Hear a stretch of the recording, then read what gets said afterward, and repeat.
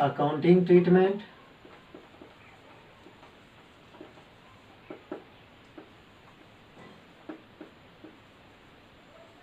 on issue of shares.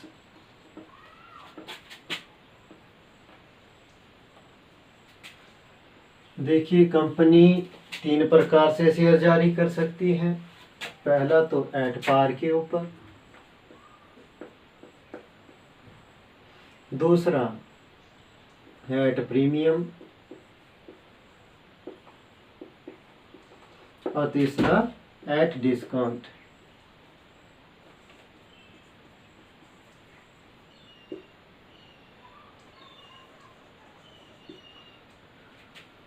Eight par के ऊपर क्या किया जाएगा?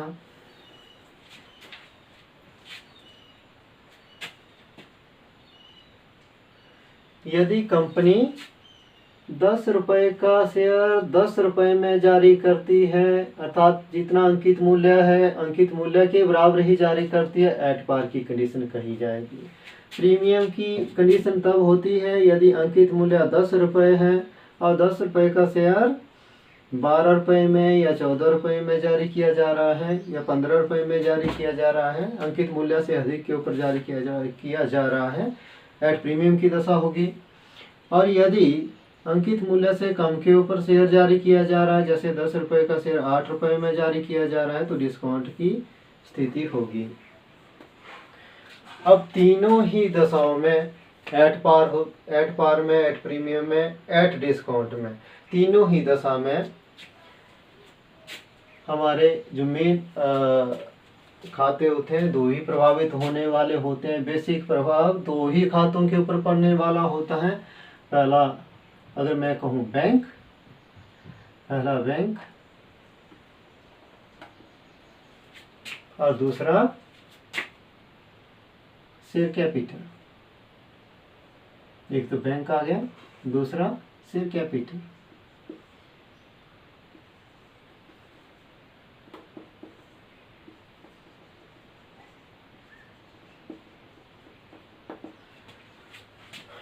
प्रीमियम एट पार के ऊपर जब शेयर जारी किए जाते हैं तब भी सबसे पहले क्या काम होगा? एप्लीकेशन मनी प्राप्त करना।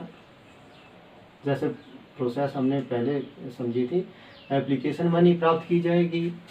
एप्लीकेशन के बाद जो सेकंड बात होगी, सेकंड जो चरण होगा वो अलॉटमेंट का होगा।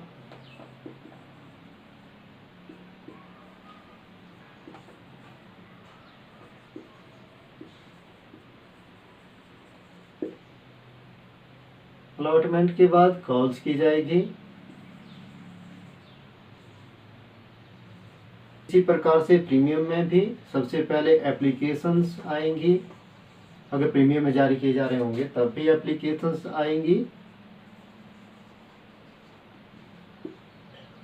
इनकी फिर अलॉटमेंट की जाएगी। एप्लीकेशंस के आधार पर अलॉटमेंट की जाएगी।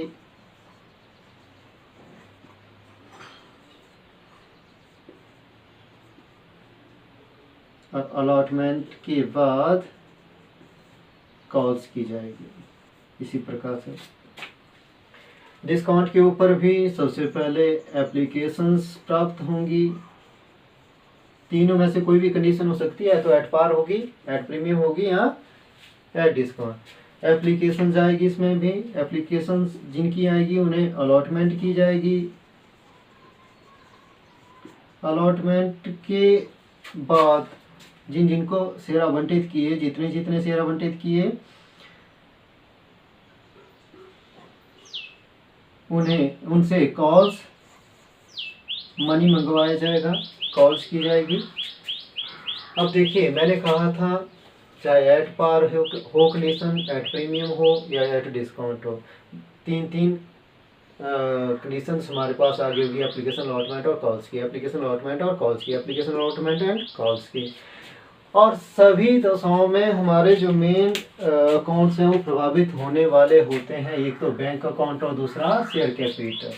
पहला कहा मैंने बैंक अकाउंट, एक तो बैंक अकाउंट प्रभावित होगा, दूसरा शेयर कैपिटल अकाउंट।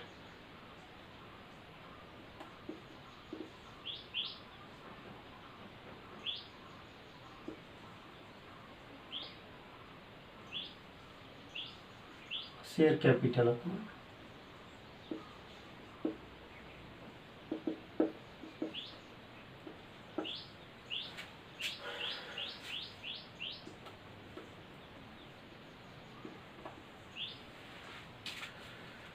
देखिए, जब भी शेयर जारी किए जाते हैं सबसे पहले बैंक में एप्लीकेशंस मनी आता है। अलॉटमेंट में ऐसा नहीं होता। अलॉटमेंट में पहले अलॉटमेंट मनी ड्यू करना पड़ता है। क्या कहा मैंने? एप्लीकेशन में एप्लीकेशन मनी ड्यू करने की आवश्यकता नहीं है। ध्यान दीजिए, एप्लीकेशन मनी रिसीव करते समय एप्लीकेशन मनी को ड्यू करने की जरूरत नहीं होती है। अलॉटमेंट और कॉल्स में अलॉटमेंट मनी और कॉल्स मनी ड्यू करने की आवश्यकता पड़ती ही पड़ती है। ठीक है। अच्छा, अब मैं बात कर रहा हूँ एप्लीकेशंस की। जैसे ही एप्लीकेशंस प्राप्त हुई, एप्लीकेशन मनी प्राप्त हुआ, ये डायरेक्टली बैंक में जो व्यक्ति शेयर्स खरीदेंगे एप्लीकेशन मनी बैंक में डिपॉजिट करवा देंगे। तो सबसे पहले क्या हो जाएगा? बैंक में पैसे आएंगे। बैंक में पैसे आएंगे, बैंक अकाउंट डेबिट हो जाएगा। बैंक अकाउंट डेबिट और क्रेडिट किसे करेंगे? कौन दे रहा है पैसे? पैसे कौन दे रहा है? कौन दे रहा है? जो शेयर खरीदना चाहते हैं। शेयर खरीदना चाहते हैं उनके नाम होंगे, लेकिन नाम सब तो यहाँ पर नहीं लिख सकते हैं। उनके नाम होंगे लेकिन नाम तो सभी के हम नहीं लिख सकते हैं। सभी के नाम लिखने की बजाय हम यहाँ पर लिख लेते हैं application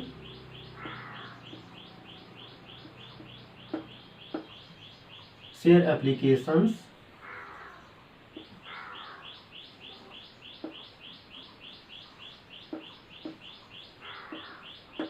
account.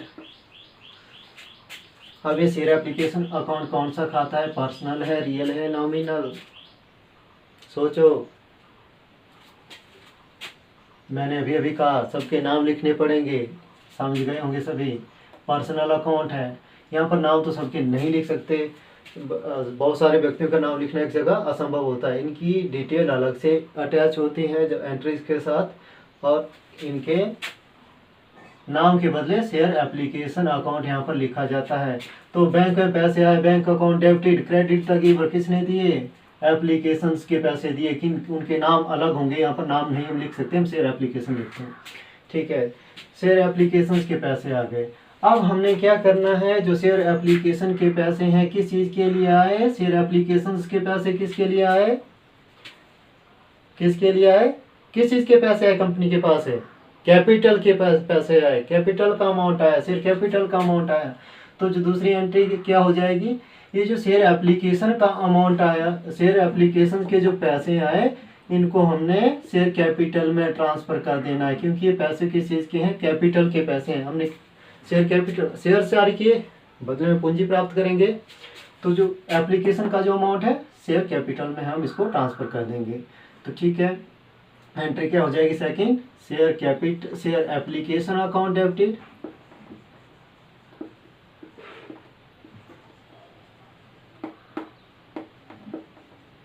Account debited to share capital account. To को ऊपर जैसे लिख सकते हैं वैसे, टू शेयर कैपिटल अकाउंट। दो एंट्रीज हो गई एप्लीकेशंस के लिए।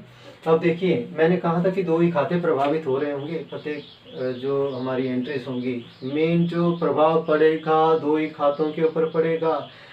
जो जब 31 मार्च होगा, जब सारे के सारे खाते हम कंपनी के क्लोज करते हैं, उस समय देखना शेयर एप्लीकेशन का जो अमाउंट होगा, जो खाता होगा, वो निरस्त हो जाएगा किससे? शेयर एप्लीकेशन से। देखिए, एक मैंने एंट्री की थी bank account debited to share application account, दूसरी हो गई share application to share capital. देखिए, एक तरफ शेयर एप्लीकेशन अकाउंट क्रेडिट हो रहा है, दूसरी तरफ शेयर एप्लीकेशन अकाउंट डेबिट हो रहा है। जितने अमाउंट से क्रेडिट हो रहा है उतने से ही डेबिट हो रहा है। दोनों आपस में कट गए, बचा क्या? Bank account to share capital. तो प्रभाव तो दो ही खातों के ऊपर पड़ रहा है, लेकिन एंट्रीज दोनों की जाएगी। एंट्रीज दोनों ही एंट्री होंगी बुक्स में।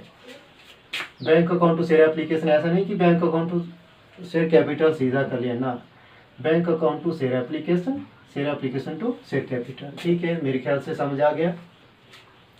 इसी प्रकार से अलॉटमेंट का है, लेकिन शुरू में मैंने कहा था, जब ये चीज़ मैं समझा रहा था, ये बातें मैं समझा रहा था, मैंने कहा था कि इसके लिए हमें एप्लीकेशन के लिए हमें एप्लीकेशन मनी ड्यू नहीं करना पड़ता। ड्यू एप्लीकेशन के लिए ड्यू की एंट्री नहीं होती है, जबकि अलॉटमेंट जब करनी है, अलॉटमेंट मनी जब मंगवाना है, उसमें अलॉटमेंट मनी ड्यू होता है, मनी ड्यू होता है। और ड्यू की क्या एंट्री हो जाएगी? शेयर अलॉटमेंट अकाउंट डेबिटेड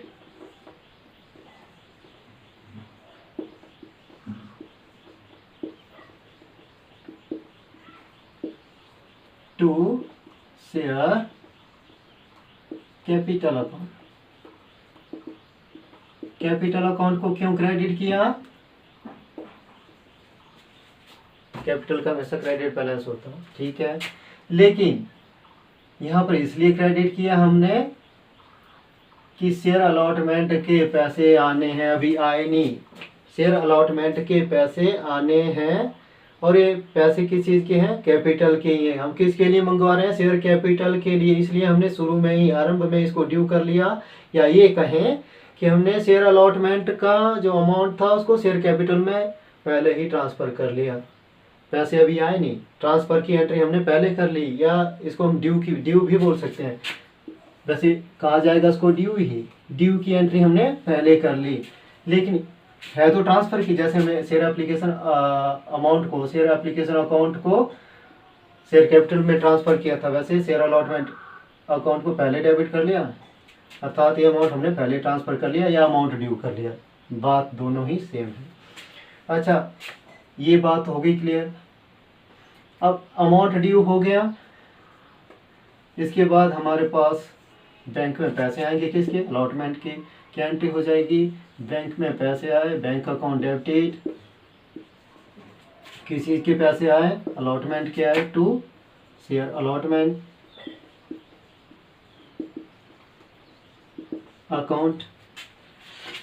यहाँ पर भी सेम बात हुई, वैसे की वैसी हो गई कि एक तरफ शेयर अलॉटमेंट अकाउंट डेबिट हो रहा है, दूसरी तरफ शेयर अलॉटमेंट अकाउंट क्रेडिट हो रहा है। यहाँ पर जितने से डेबिट हुआ उतने से क्रेडिट हो गया। पहली एंट्री में जितने से डेबिट हुआ था, दूसरी में उतने से ही क्रेडिट हो गया, दोनों आपस में कट गए, डेबिट क्रेडिट का अमाउंट बचा क्या?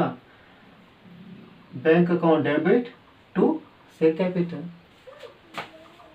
अच्छा, इसी प्रकार से शेयर कॉल का भी होगा, ये भी हमें पहले ड्यू करनी पड़ेगी। Share first and final call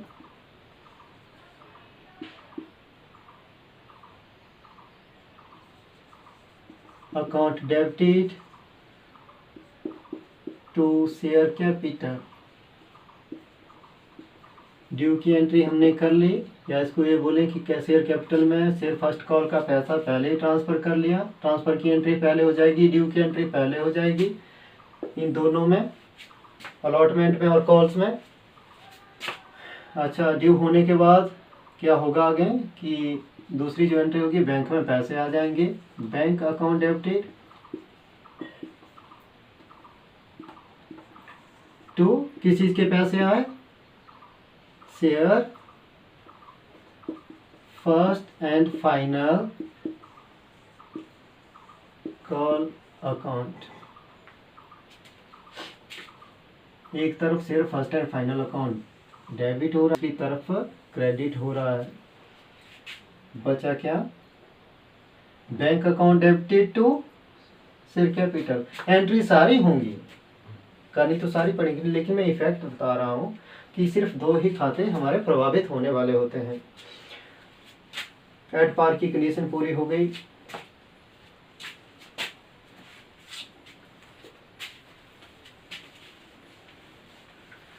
इसी प्रकार से शेयर प्रीमियम का है,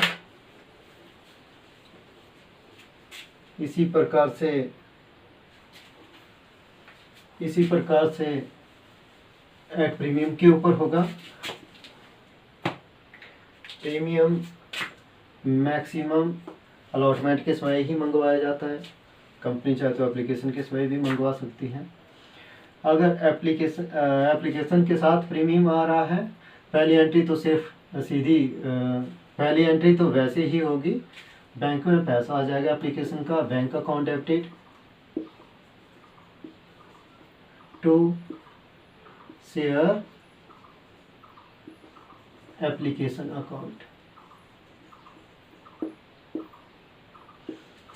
अब ये जो शेयर एप्लीकेशन अकाउंट के पैसे हैं, जो शेयर एप्लीकेशन अकाउंट का अमाउंट है, उसे हमने ट्रांसफ़र करना है। कहाँ कहाँ ट्रांसफ़र करना है? तो जो अकाउंट क्रेडिट हो रहा होता है उसको हम डेबिट कर लेते हैं, ये पता ही है आप लोगों को।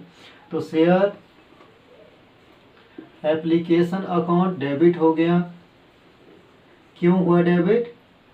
इसका अमाउंट निरस्त करने के लिए, शेयर एप्लीकेशन के अमाउंट को ट्रांसफ़र करने के लिए या निरस्त करने के लिए इसको हमने ट्रांसफ़र करना है।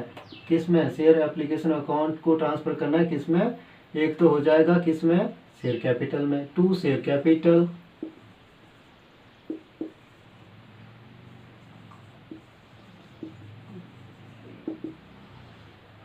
अब यदि प्रीमियम साथ में आ रहा होगा, क्योंकि प्रीमियम की बात हम कर रहे हैं, यदि प्रीमियम साथ में आ रहा होगा, ये जो शेयर एप्लीकेशन का अमाउंट है इसमें यदि प्रीमियम भी शामिल है, तो जितना अमाउंट प्रीमियम का है प्रीमियम के खाते में ट्रांसफ़र कर देंगे to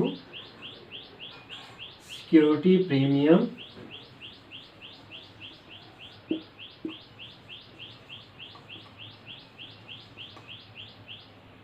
reserve account.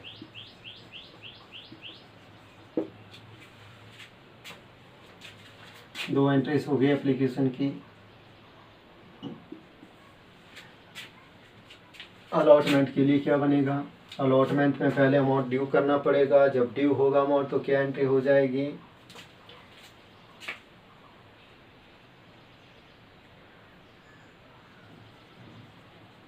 Share allotment account debited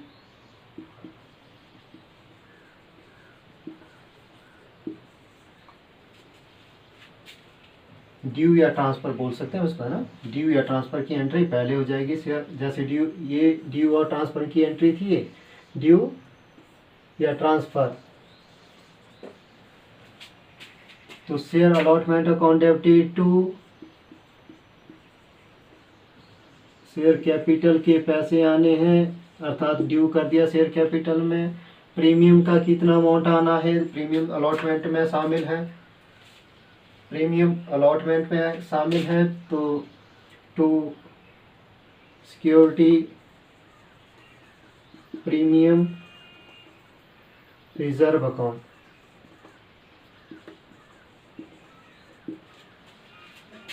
premium जो है वो कॉल्स में भी आ सकता है, एंट्री सेम इसी तरह से होगी, लेकिन अभी हमने इसका अमाउंट प्राप्त नहीं किया, तो अभी ड्यू की एंट्री हुई है। ड्यू हुआ अमाउंट लेने के लिए, किस चीज़ का? कैपिटल का और सिक्योरिटी प्रीमियम का। अमाउंट ड्यू हुआ लेने के लिए किसके ऊपर? शेयर अलॉटमेंट के ऊपर। अलॉटमेंट के ऊपर ये अमाउंट ड्यू हो गया लेने के लिए, तो अब अमाउंट हमने प्राप्त करना है। अमाउंट कहाँ प्राप्त होता है? बैंक में। Bank account debited to share allotment account. हमारा जो कॉल्स का होगा उसी प्रकार से कॉल्स भी सबसे पहले हम ड्यू करेंगे, सेम इसी प्रकार से एंट्री होगी। शेयर अलॉटमेंट की जगह हम शेयर कॉल अकाउंट डेबिट कर लेंगे, और बैंक में यहाँ पर जहाँ पर सेम इसी प्रकार से एंट्री होने वाली है। अच्छा, एक बात बताना भूल गया मैं, कि जो सिक्योरिटी प्रीमियम रिजर्व अकाउंट है, ये कौन सा खाता है? पर्सनल है, रियल है, नॉमिनल? कौन सा है? नॉमिनल अकाउंट है, नॉमिनल अकाउंट। तो नॉमिनल अकाउंट क्यों हुआ? क्योंकि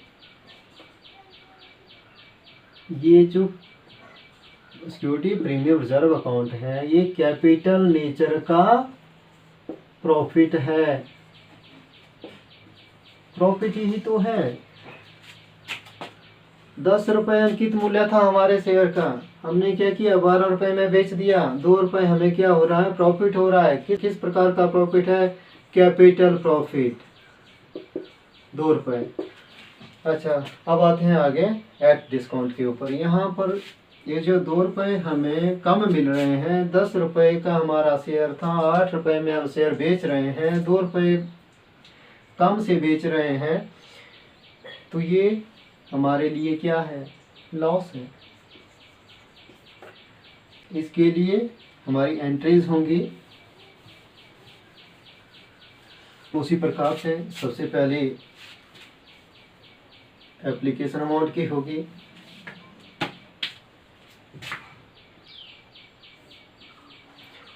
एप्लीकेशन में सेम उसी तरह से पैसे आएंगे। Bank account debited,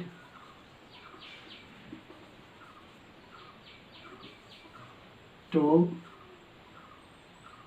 share application account,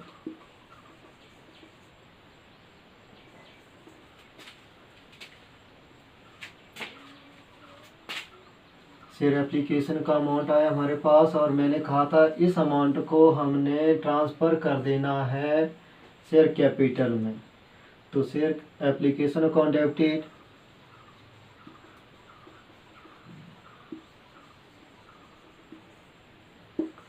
debited to share capital account. फिर से वही प्रोसेस, एक तरफ शेयर एप्लीकेशन डेबिट हो रहा है, दूसरी तरफ क्रेडिट हो रहा है, दोनों आपस में कट गए, बचा क्या, bank account to share capital account. इसी प्रकार से अलॉटमेंट का भी होगा, अलॉटमेंट मनी ड्यू किया जाएगा। अब अलॉटमेंट में जब भी शेयर डिस्काउंट के ऊपर जारी किए जाते हैं, जो 2 रुपये हमें लॉस हो रही है, यहाँ पर जो भी लॉस हो रही होगी डिस्काउंट की, ज़रूरी नहीं कि 2 रुपये ही होगी, जो भी डिस्काउंट की लॉस हो रही होगी उसे अलॉटमेंट में एडजस्ट किया जाएगा।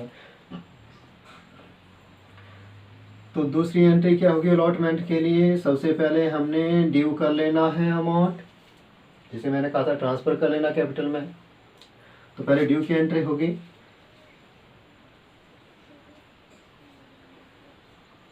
शेयर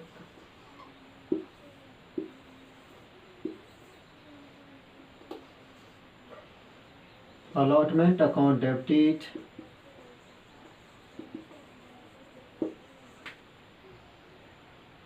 डिस्काउंट ऑन इश्यू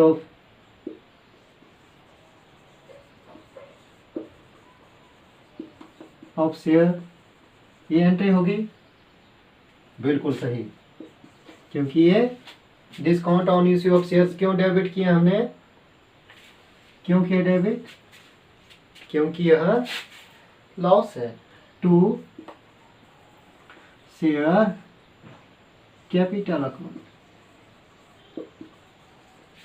ठीक है, एंट्री हो गई किस चीज़ की, शेयर अलॉटमेंट की। शेयर अलॉटमेंट का मनी हमने ड्यू कर लिया। ठीक है, अब क्या होगा, इस अमाउंट को हमने रिसीव करना है, दूसरी एंट्री रिसीव की हो जाएगी, बैंक में पैसे आ जाएंगे, bank account debited to share